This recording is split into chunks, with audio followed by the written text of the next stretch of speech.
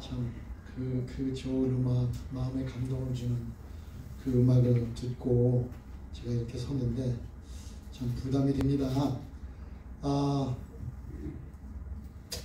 아시다시피 저는 병원에서 원목으로 몇 년간 일을 했기 때문에 병원의 원목은 이렇게 사람들 앞에서 설교하는 일이 별로 없습니다. 그저 뭐 스태프들 이렇게 모여서 한 달에 한 번 미팅 할 적에 잠깐 뭐 디보션 뭐 이렇게 해서 뭐 3분 5분 정도 하고 깊게 티어라지컬한 거를 이렇게 나누고 이러는 그러한 섬김이 아니기 때문에 개인 대 개인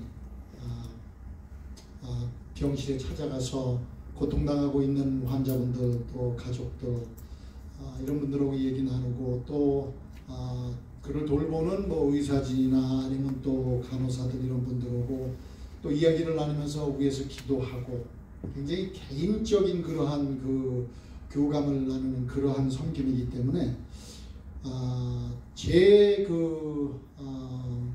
내성적인 성격에는 그게 맞는 것 같아요.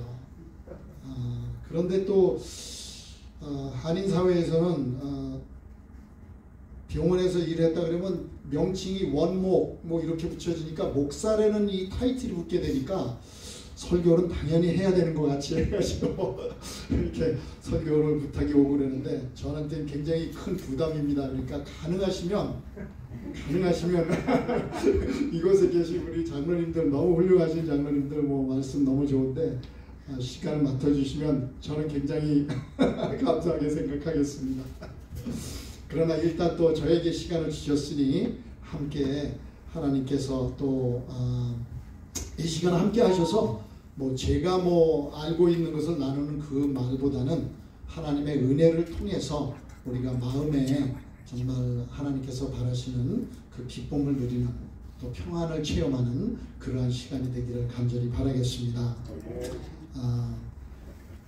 뭐 고등학교 때 제가 미국에 와가지고 미국 생활을 하다가 보니까 한국말도 제대로 잘 표현할 줄 모르고 또 미국에서 살았지만 한국 사람들하고 항상 이렇게 같이 살다 보니까 그 영어도 이렇게 표현을 제대로 할 줄 모르고 그래서 굉장히 제 말씀을 드리는 것이 좀 스무스하지가 않아요. 그러니까 그냥 이해하시고 조금 좀 부족한 사람이 왔구나 그렇지만 들어주자 하는 마음으로 들어주시면 감사하겠습니다. 웃어주세요 그럴 때는.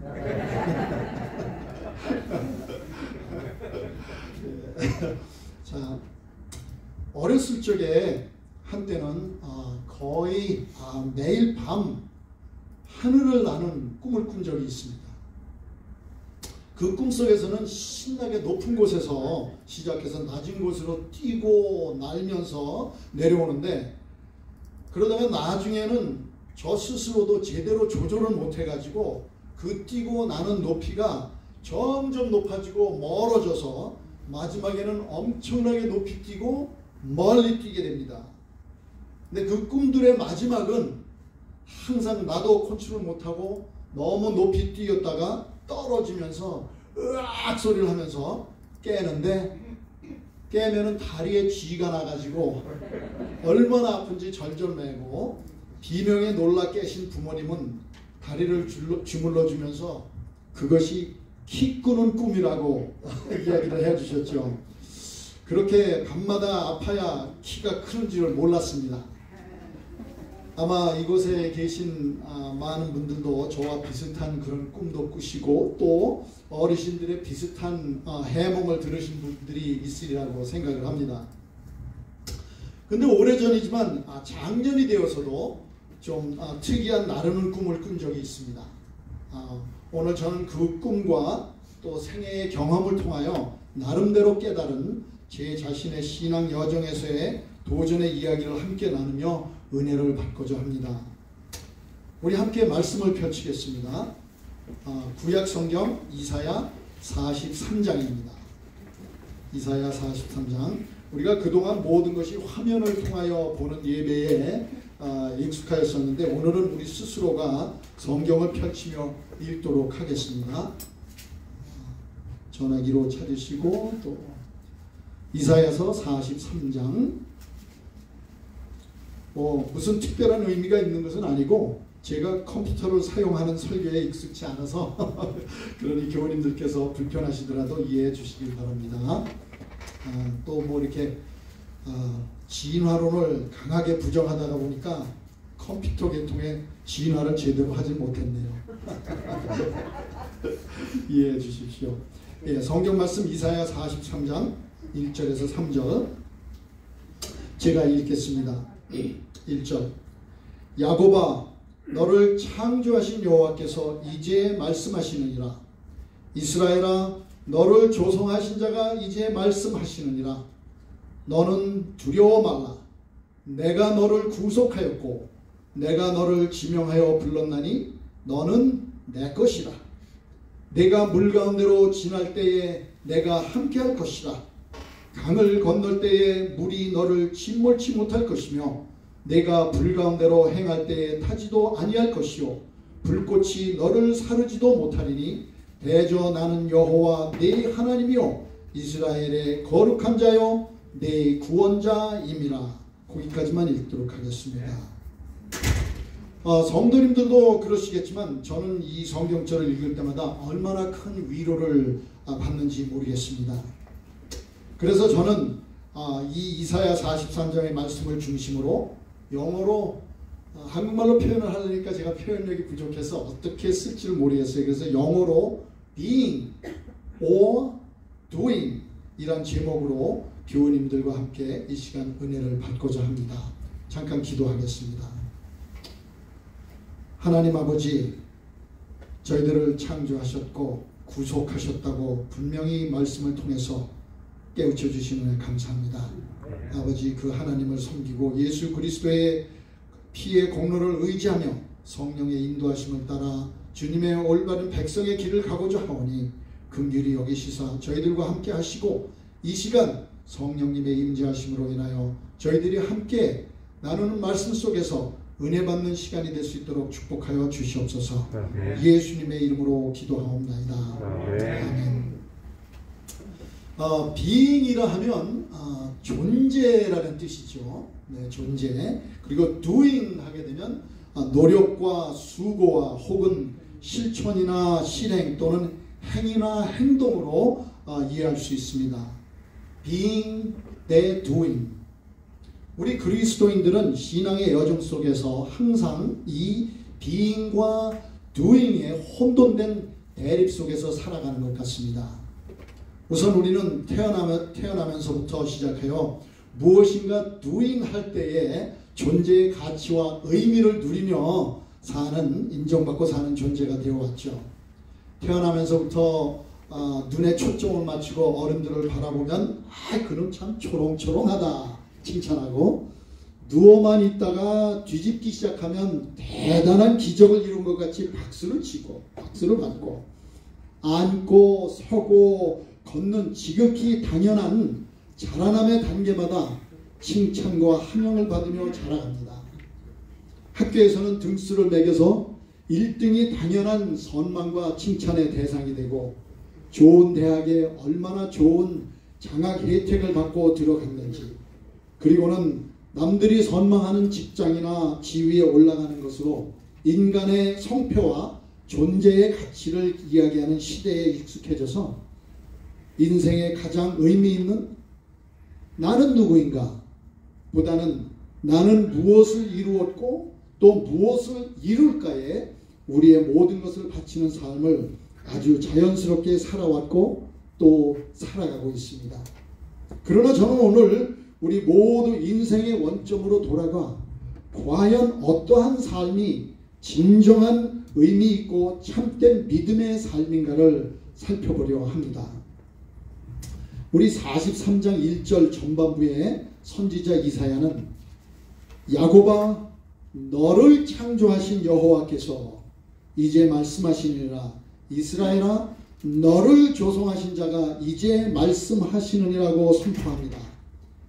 이 이사야 43장 1절의 앞부분은 우리를 창세기 1장으로 초청을 합니다. 하나님께서는 창조주간 6째 날에 인간을 창조하시고 그들에게 모든 생물을 다스리고 또 어떠한 것들을 식물로 먹어야 할 것까지 자상하게 가르쳐 주셨습니다. 그 창조주 되신 하나님께서 이사야를 통하여 이스라엘 백성들에게 말씀하십니다.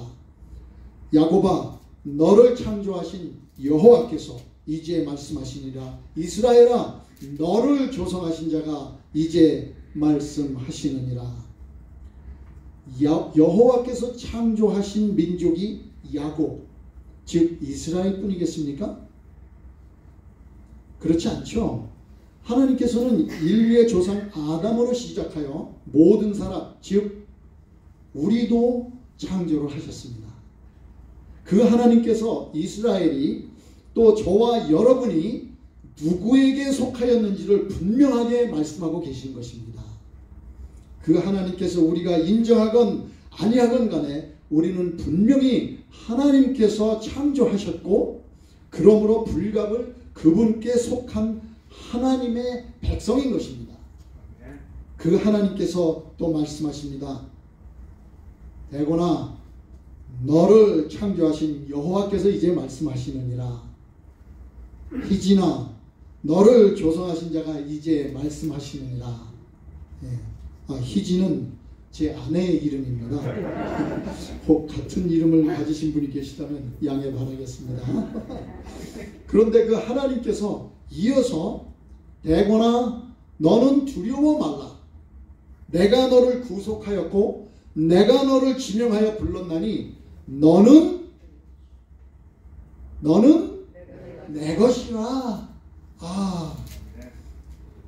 우리는 바로 무한하신 권능의 하나님, 창조주 하나님께 소속되도록 창조되었다는 것입니다. 이 얼마나 희열이 넘치는 말씀입니까? 우리가 우주의 왕이신 여호와의 자녀라. 여러분, 이 사실을 우리 항상 기억하며 사십시오. 이 초강대국이라고 자부하는 이 미국이라는 나라의 위대성은 이 나라의 국방력이나 경제력에만 위대함이 있는 것이 아닙니다.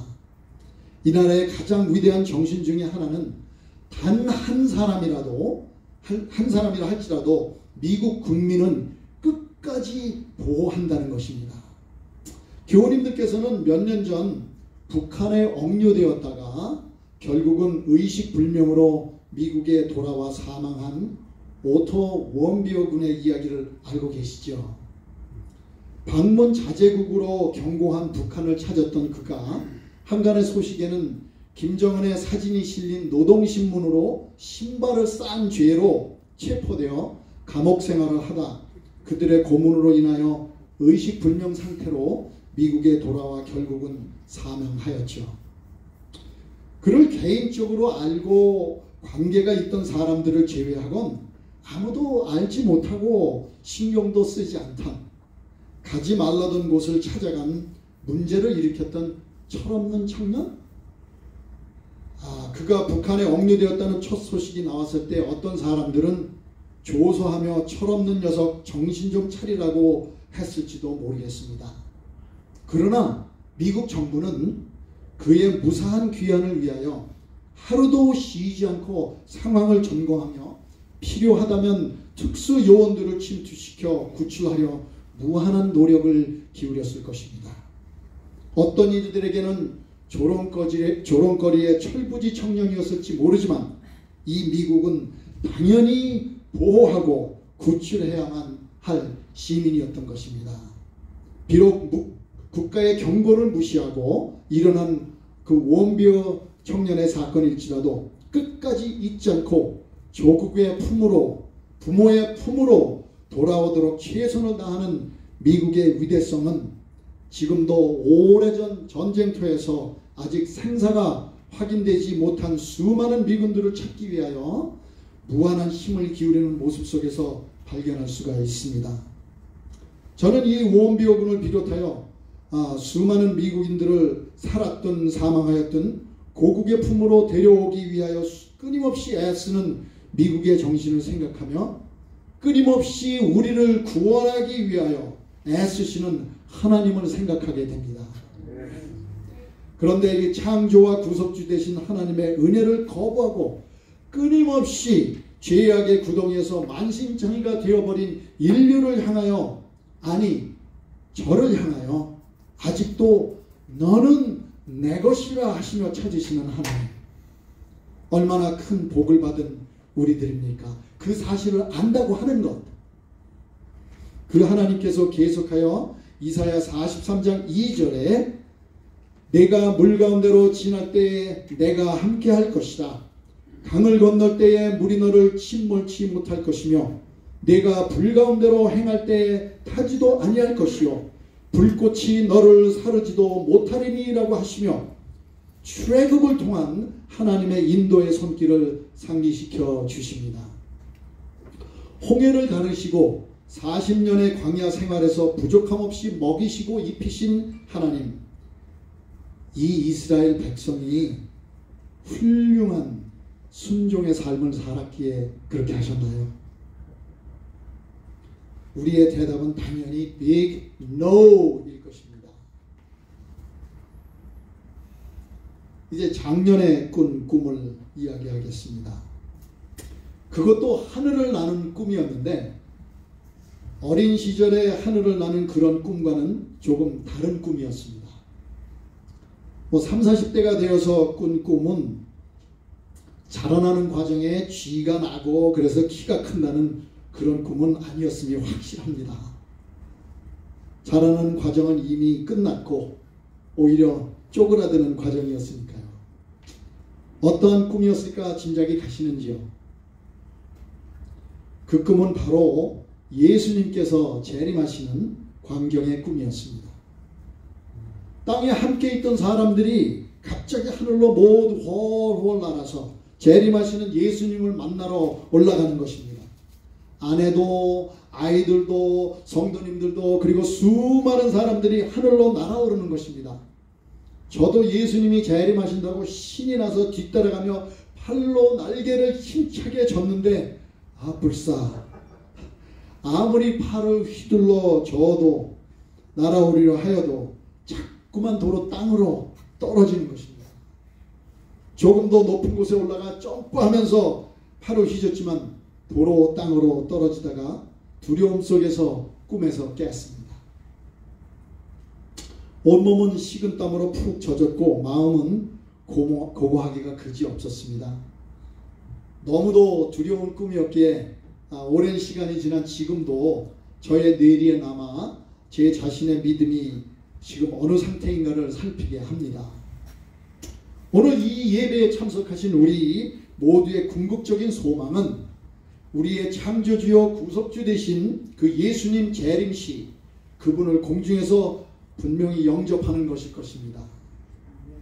저도 그런 간절한 바람이 있었는데 그분을 영접지 못하고 그만 땅으로 떨어지는 꿈을 꾸었으니 얼마나 슬프고 두려웠겠습니까? 혹 성도님들 중에서도 저 같은 두려운 꿈을 경험해 보신 분은 안 계신지요? 손들지 않으셔도 됩니다. 저는 오늘 함께 성경 본문의 말씀을 살펴보면서 이러한 두려움에서 해방을 찾는 축복이 우리 모두에게 임하기를 기원합니다. 그 꿈을 꾸던 당시 저는 우리 재림교회 기별을 받아들인 지 오래지 않았고 여러 가지 교리와 교회 안에서 있는 혼란스러운 이야기들로 인하여 신앙이 충실히 정립되지 못한 때였던 것 같습니다. 아마도 저의 신앙이 doing에 초점을 맞추고 있었던 것 같습니다. 안식일을 어떻게 지내야 하는가? 어떤 음식을 먹어야 하는가? 어떤 옷을 입어야 하는가? 귀금속으로 치장해도 괜찮은가? 등등. 바리새인들이 10계명을 614개의 규율로 만들어 지키려고 했던 모습이 저의 모습이 아니었을까요? 아마도 우리 재림교인들이라면 한 번쯤은 이러한 갈등을 경험하였으리라 생각을 합니다. 저는 이 doing 자체가 잘못됐다고 생각하지는 않습니다. doing 속에서 갈등하며 하나님께 매달리다가 참 구원의 섭리를 깨닫는 편이 아무런 doing도 없이 무감각하게 살다 결국은 멸망을 당하는 것보다는 100배, 1000배 낫다고 생각을 합니다.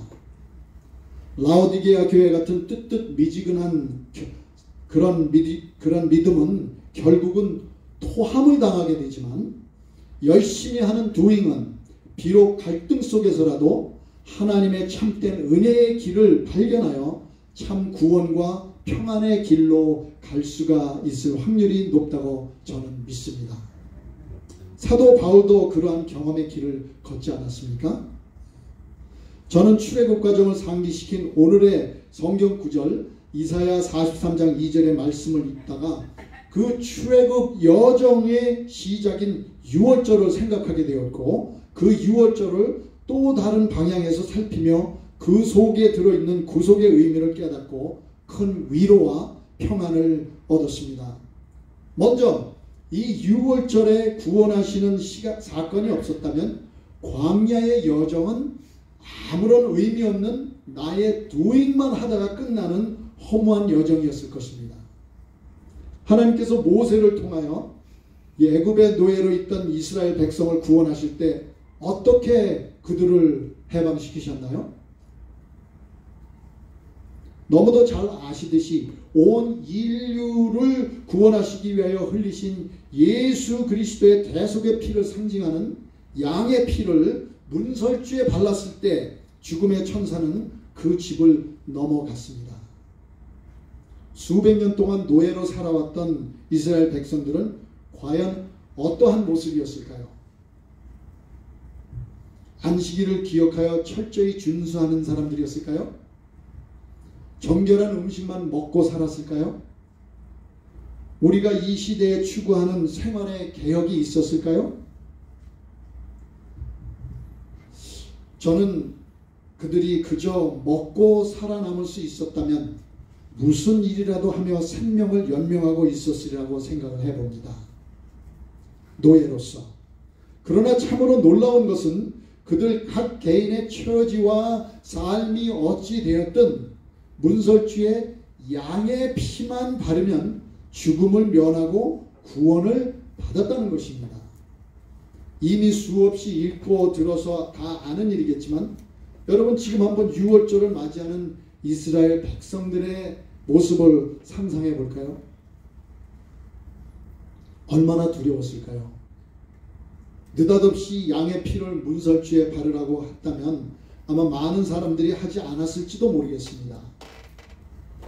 그러나 그들은 지난 며칠 동안 애굽 땅에 내렸던 9가지의 재앙을 목격했기에 모두 두려움에 모세의 명을 따랐을 것입니다. 아마도 9가지 재앙의 혼쭐이 난 많은 애굽인들도 왜 그런지 알지도 못하면서 그들을 따라 짐승을 잡아 피를 바르지는 않았을지. 그 밤을 지새는 이스라엘 백성들의 마음은 어떠했을까요? 특별히 큰아들의 마음은 얼마나 두려워 떨었을까요? 그들은 아마도 그 양의 피가 어떠한 효력이 있을지도 모른 채 미신을 믿듯이 그리하였을 수도 있었을 것입니다. 그런데 한 가지 분명한 것은 양의 피를 바른 문설주에 바른 집은 그 누구를 막론하고 죽음을 경험하지 않았다는 것입니다. 그들이 무엇인가를 하였기에 그들의 공로를 인정하여 죽음의 천사가 넘어간 것은 아니었음을 우리는 너무도 잘 알고 있습니다. 오직 그리스도의 피를 상징하는 양의 피가 그들을 구원한 것이죠. 21세기를 살아가는 우리들에게도 그 양의 피, 즉 그리스도 예수의 피는 우리를 구원하기에 넉넉합니다. 얼마나 기쁜 소식입니까? 저희가 오하이오에 살 때에 우리 막내 아들 형제들의 막내는 아니고 아들 중에 막내, 여섯째 아이인데 우리 막내 아들 한수가 대학을 졸업하고 1년 전이죠. 자신의 삶을 살기 위해 직업을 찾아 버지니아로 떠났습니다. 남들도 축하한다고 하고 저 역시도 아들에게 축하한다고 하니 기분이 좋아 들뜬 마음으로 집을 떠났습니다. 24살이나 된 아들이니 집을 떠나 자신의 인생을 개척해 나가야 하는 것이 당연지사겠지만 저는 지금도 그 녀석만 생각하면 마음이 아립니다. 실제로는 그렇지 못한데 남들에게 남자니까 강하게 그럴듯하게 보이려 애쓰는 마음이 여린 아들입니다. 이제는 독립하려니 차가 필요한데 차를 사야 하는데 다운페이 조금 하여 주었더니 아빠도 힘든데 너무너무 고맙다고 어쩔 줄 모르던 그런 여린 아들입니다. 엄마 아빠 마음 상하지 않게 하려 항상 자신의 것을 뒤로 하던 여린 아들. 그 녀석이 한 것은 마음 아프게 한 것밖에는 생각이 나지가 않습니다. 그 여리고 여린 아들이 이제는 험한 세파로 들어가기 위하여 떠나는 모습을 보는 저에게 한수는 꼭 그렇게 강하고 자랑스러운 모습 가지고 있는 아들은 아니었습니다. 부모가 자식을 위하여 하는 당연한 말이지만 엄마 아빠 너 위해서 기도할게 하며 끌어안았습니다. 비록 능력은 부족하지만 필요한 것 있으면 언제든지 연락해라 이야기도 빠지지 않았죠. 아마 그 아들이 저를 얼마나 의지하고 있는지는 모르겠지만 한 가지 분명한 사실은 저는 그 아들이 필요하면 위하여 제가 할 수 있는 모든 것을 하리라는 것입니다. 왜요? 바로 저는 그의 아비요 그는 저의 아들이기 때문이죠. 무슨 doing으로 엮어진 그러한 관계가 아닌 being으로 이루어진 아버지와 아들의 관계가 아닙니까? 그 한수를 생각하며 저는 다시 한번 우리를 바라보시는 하나님의 마음을 조금이나마 깨닫게 됩니다. 나를 바라보시며 마음 아파하시며 애초에 여기시는 우리 아버지 하나님. 이어서 3절에 이사야 43장 3절에 대저 나는 여호와 네 하나님이요 이스라엘의 거룩한 자요 네 구원자임이라 확신을 시켜주십니다. 하나님께서 선언하십니다. 요바린다 교회의 성도들아 나는 여호와 너희들의 하나님이요 너희들의 구원자라. 온 우주의 왕께서 우리 하나님이요 구원자라고 선포하십니다. 이 관계는 우리가 무엇인가 doing을 하였기에 선포하신 것이 아닙니다. 사실 따지고 보면 이스라엘처럼 하나님을 아주 철저하게 배반한 백성도 없을 것입니다. 아마 우리도 그에서 별로 멀지는 않을 수도 있겠죠. 그래도 하나님께서는 우리의 하나님이시여 우리의 구원자시라고 선포하십니다. 무조건적인 아가페의 사랑으로 우리를 자녀로 선포하십니다. 얼마나 감사한 하나님, 감격스러운 사랑입니까? 마지막으로 중세의 위대한 믿음의 증인이었던 두 분의 순교 이야기를 드리고 말씀을 마치겠습니다. 얀 후스와 제롬은 15세기 보헤미아의 개혁파 그리스도인이었습니다. 많이 들으셨죠? 그들은 그들이 지지하던 개혁 운동으로 인하여 사형 선고를 받습니다. 하나님께 자신들을 온전히 바치기로 결심하였기에 결국은 그들의 목숨을 바치기까지 자신들의 믿음을 지켰습니다. 그들의 위대한 신앙의 이야기를 우리는 각 시대의 대쟁투 책에서 읽을 수 있습니다. 생명이 다하기까지, 생명을 바치기까지 지켜온 그들의 거룩한 생애와 믿음은 그들의 원수들까지도 마음에 큰 감동을 주었습니다. 후스가 먼저 화영지에서 순교하였습니다. 후스의 죽음을 목격한 제롬은 두려움으로 한때 믿음을 취소하겠다고까지 말하였으나 다시 믿음을 굳게 하여 결국은 그도 화형을 당하게 됩니다. 믿음의 선배여 친구였던 후스가 화형당하였던 같은 장소로 끌려가는 제롬은 슬퍼하기보다는 오히려 찬양을 부르며 그의 얼굴은 환하게 빛나고 있었다고 역사는 증언하고 있습니다. 그가 화형주에 묶이고 쌓아놓은 장작에 불을 붙이려 사형수는 그 앞으로 가지를 못하고 제롬의 뒤로 가서 불을 붙이려고 갔습니다. 그때 그 위대한 순교자가 외쳤습니다. 담대하게 앞으로 오라. 그리고 내 앞에서 불을 붙이라. 내가 내 앞에 불을 두려워하였다면 이곳에 있지도 않았을 것이다. 불길이 타오르면서 그의 생명이 다하여 갈 때에 그의 마지막 말은 기도였습니다. 전능하신 아버지께서 소자가 아버지의 진리를 사랑하옵는 줄을 이미 아시오니 소자를 긍휼히 여기시사 소자의 모든 죄를 용서하여 주시옵소서.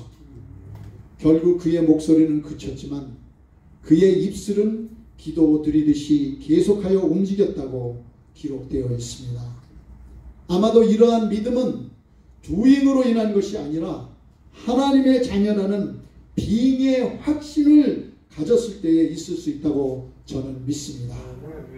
우리도 이러한 나의 빙이 누구인가를 확신하여 우리의 doing이 참으로 의미 있는 승리하는 믿음의 길을 가는 우리 모두가 되시길 간절히 바라면서 말씀을 마치겠습니다. 네.